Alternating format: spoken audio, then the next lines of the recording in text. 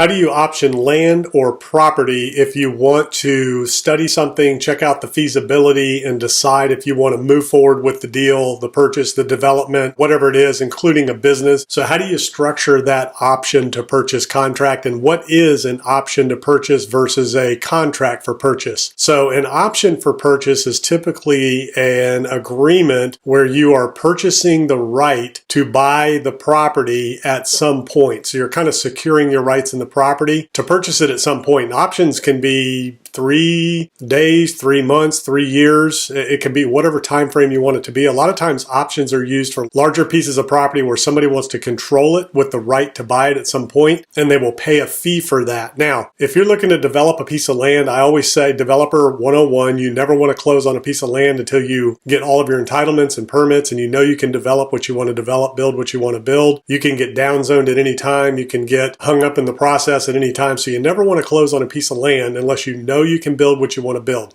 Anything can and will happen during the approval process, during the permit process. So you want to make sure you get all that in place. So the best way to do it is to either do an option to purchase the property contingent upon you getting all your approvals, or you do a contract for purchase contingent upon you getting all your approvals. Now, again, the contract is where you're obligated to buy the property at the end of the day after a certain period of time, and you can lose your deposit if you don't perform. Whereas an option, you're just paying a fee and you can walk away at any time with no recourse. The recourse is they just paying an option fee. So it gives you the right to control the property and to study it and do all that for a sum of money. And then at the end of the day, you can decide to purchase it or not. And there's no further penalty. In a contract for purchase, if you put up a deposit, you have a time period that you have to say, I'm in and I'm moving towards the purchase of the property on this date. Then you have to close or you lose your deposit. With an option, you're saying, I might close any time between now and a year from now. So you can close at any point in time during that option period, or you don't have to close at all. So that's the fundamental difference between an option and a contract for purchase. But at the end of the day, if you're studying a piece of property, what you want to do is you want to get a free look. What I mean by that is you want to get a 30 to 45 day, maybe 60 to 90 day period, depending on the project, property, business, whatever it is, where you get to study the feasibility. Does it work financially? Number one. Does it work logistically? Number two. Can you get it done for the cost that you think you can get it done? Is the building or the property what it's being represented as, so that you can study everything? And oftentimes you can get that feasibility period without even putting up a deposit. And then after that 30, 45, 60, 90 day period of feasibility and you decide, yes, the project works, then you put up a deposit that has a refundable time period of maybe another 30, 60, 90 days or whatever, depending on what type of project you're doing. Could be 6 months to a year. You put up another deposit that goes toward the purchase price, but if you walk away after a certain time period, you're going to lose that deposit. It's almost like a hard earnest money deposit at that point. Well, it is a hard earnest money deposit at that point, because after the feasibility period, you're saying, hey,